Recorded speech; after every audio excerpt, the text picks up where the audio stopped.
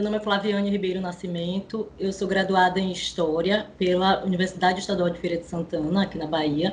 Fiz o mestrado na Universidade Federal da Bahia, onde atualmente sou doutoranda no Programa de História Social do Brasil. Sou professora de História do Instituto Federal da Bahia, onde também atuo, né, na pesquisa, na extensão, por meio do grupo de estudos Baobá, que é o grupo de estudos em ancestralidade e pensamento decolonial. A nossa conversa tem como título O Trânsito para a Liberdade e a Precarização do Trabalho Livre no Final do século XIX. É a minha contribuição para a coluna Nossas Histórias, né, que é uma parceria entre a Rede de Historiadoras e Historiadores Negros, o CUTNE e o GLE10.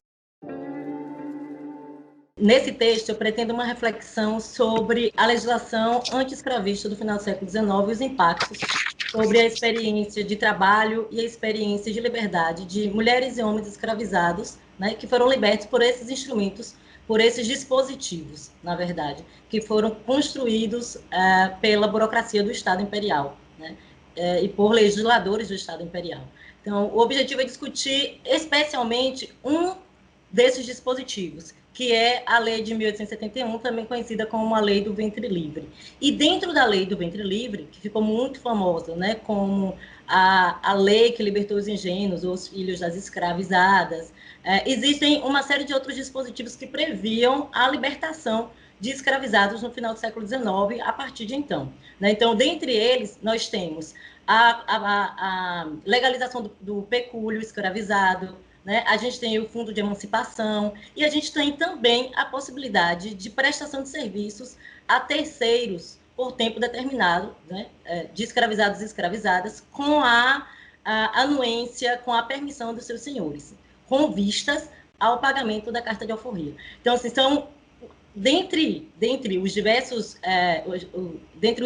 meios de libertação que estão previstos na Lei de 1871, eu vou destacar os contratos de prestação de serviço nessa nossa conversa. Né? Os contratos de prestação de serviço, como eu disse, ele vai ser um instrumento previsto na Lei de 1871, que tem como principal objetivo assegurar, né, esse processo de libertação dentro de um processo quase que pedagógico, né, para os escravizados e escravizadas serem inseridos nesse mundo do trabalho livre, nesse mundo do mercado de trabalho livre, onde, em tese, eles estariam livres, né, para negociarem a sua força de trabalho. Eu vou contar a história de Febrônia e de Andrônio. Ambos foram escravizados na região de Feira de Santana, né, que é interior da Bahia, na região do Agreste, e utilizaram desse instrumento de libertação que foram os contratos de prestação de serviço.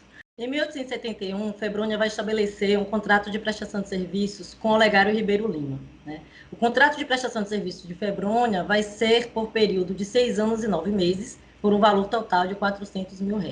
Nesse contrato, não fica explícito, não fica claro quais são os serviços que a Febrônia vai realizar. Né? No entanto, estabelece-se o tempo máximo de 6 anos e 9 meses, considerando que a própria lei de 1871 colocava um limite de 7 anos para que esses contratos finalizassem. E o objetivo desse contrato era o pagamento da carta de alforria dela, né? A carta de alforria que ela havia adquirido do seu antigo senhor, o Bernardo Sodré. O contrato de prestação de serviços de Febrônia, ele é permeado por um texto que tenta manter a ideia, né? Tenta manter a narrativa da Febrônia escravizada, a despeito dela, né? Apesar dela já ser liberta, já ter adquirido a carta de alforria, enfim, e está em processo de pagamento por meio desse dispositivo, que era o contrato de prestação de serviços. Então, ela vai ser tratada como escravizada, o Olegário ele é tratado como o proprietário dela, e ela segue, portanto, prestando esses serviços, né, para adquirir a carta de alforria, né, como previsto lá nesse regulamento de 1871. O caso de Andrônio, que também é da região de Feira de Santana, vai num sentido muito parecido, né? O Andrônio, ele vai ter seu contrato diferente do de Febrônia, que foi registrado em Feira de Santana. A escritura do contrato de prestação de serviços do Andrônio, ele vai ser registrado em Salvador. Por quê? Né? Ele vai ser registrado em Salvador em virtude de que era num processo de viagem para a Europa, acompanhando o José Joaquim, com quem ele estabeleceu um contrato de prestação de serviços. Então, em 1883, o Andrônio ele estabelece um contrato de prestação de serviços com características muito semelhantes ao contrato de prestação de serviços de Febrônia. No entanto, o período, né, pelo qual ele contratava os serviços a José Joaquim era um período menor, era um período de 2 anos, né? Segundo esse contratante, era um período, né, de viagem para Portugal, né, e por toda a Europa, e que o Andrônio, né, o acompanharia. Os termos do contrato eram muito no sentido de que o Andrônio acompanharia e prestaria serviços a ele, portanto, durante esses 2 anos, e teria, ao final, um salário anual, abre aspas, né, isso é importante destacar, um salário anual de R$ 200. Então, assim, esse foi o teor do contrato do Andrônio.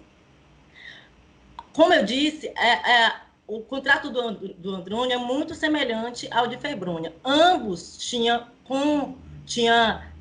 o objetivo de pagar a carta de alforria. Né? No caso de Andrônio, Andrônio havia adquirido a carta de alforria do irmão do seu contratante, né? O Joaquim José. O nome é bem semelhante, inclusive. Então, ele havia adquirido a carta ao Joaquim José pelo valor de R$ 200 e estabeleceu o contrato de prestação de serviços ao irmão do seu antigo proprietário, num valor equivalente à sua carta de alforria, né, para poder acompanhá-lo até a Europa. Enfim, qual a questão primordial, né, para a gente discutir aqui? Né, como essas relações de trabalho estavam sendo estabelecidas nesse movimento de trânsito para a liberdade. Né? Então, assim, o objetivo é discutir, nesse texto, em que medida as circunstâncias e as condições da liberdade previstas nesses dispositivos implicavam numa experiência de liberdade e, sobretudo, de trabalho extremamente precária. A lei de 1871 ela vai constituir, portanto, um regramento desse processo, né, desses dispositivos de libertação, como o contrato de prestação de serviço.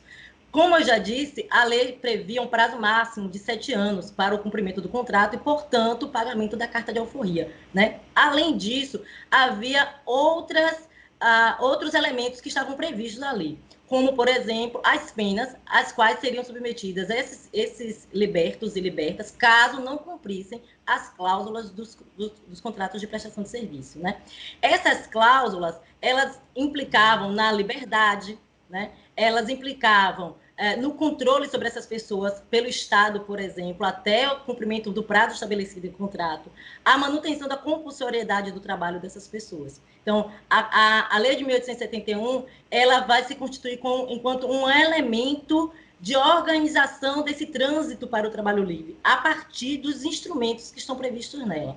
A lei de 1871, ela vai se constituir, portanto, num regramento dessas relações de trabalho, né, que estavam em trânsito para o mundo do trabalho livre, para o mercado de trabalho livre.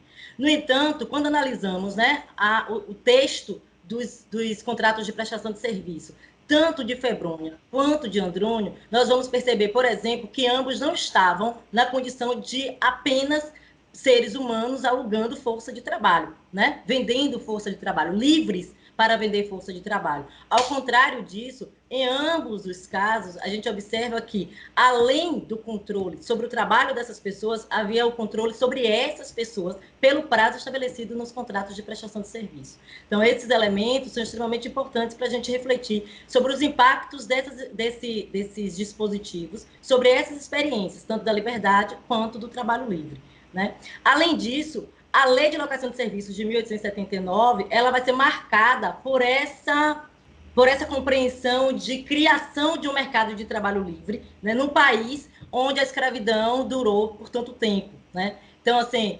a Lei de Locação de Serviços de 1879, ela vai prever, por exemplo, expectativas, mas também expectativas sobre o controle desse trabalho, mas também sanções muito diferentes para escravizados, para libertos, para estrangeiros, para trabalhadores nacionais. E ao fim e ao cabo, o que a gente observa é que, quando a gente analisa, né, essas expectativas sobre o controle do trabalho, ou mesmo as sanções que estavam previstas para esses sujeitos, a gente vai entender, vai observar que que a perspectiva sobre o trabalho dessas pessoas era extremamente racializada, né? Então, assim, o que se pensava sobre o trabalhador liberto, o que se esperava do trabalhador liberto e as penas às quais eles estavam submetidas, elas foram forjadas, né, sobre uma razão racista, né? Então, assim, que racializava essas pessoas, que racializava os corpos, os comportamentos, e não esperava deles, por exemplo, que fossem trabalhadores laboriosos, né, disciplinados, mas que, ao contrário disso, né, os mecanismos de controle e de sanção, semelhantes ao tempo da escravidão, tinham que ser mantidos, né, nesse processo de exploração e de controle do trabalho dessas pessoas.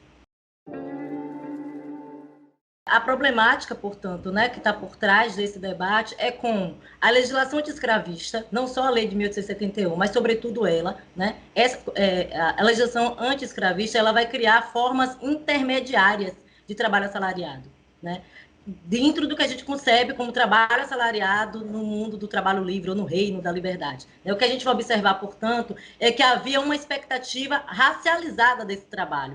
O processo de libertação, por meio desses dispositivos, né, por meio da legislação emancipacionista, ele vai criar formas intermediárias de trabalho assalariado, onde o trânsito, né, da escravidão à liberdade, ele não vai se dar no instante, tampouco da escravidão ao mercado de trabalho livre, né?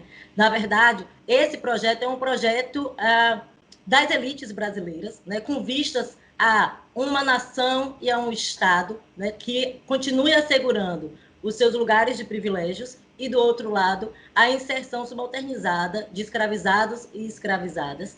Pelo contrário, esse projeto é um projeto das elites brasileiras, né? De adesão, já no finalzinho do século XIX, ao suposto reino da liberdade, mas que teve como principal objetivo a manutenção dos seus privilégios, né? A manutenção dos seus lugares sociais, e, do outro lado, a inserção subalternizada, racializada de homens e mulheres negros escravizados no Brasil.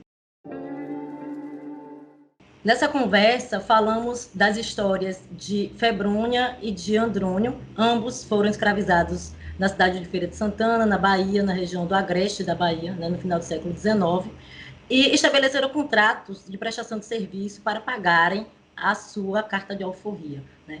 A reflexão que a gente fez a partir desses dois casos foi sobre a legislação anti-escravista, especialmente sobre a legislação de 1871, né, e o quanto essa legislação anti-escravista criou situações intermediárias de liberdade, situações intermediárias de trabalhos entre a escravidão e a liberdade, constituindo formas precárias de trabalho para homens e mulheres, né, escravizados no final do século XIX. É isso. Obrigada.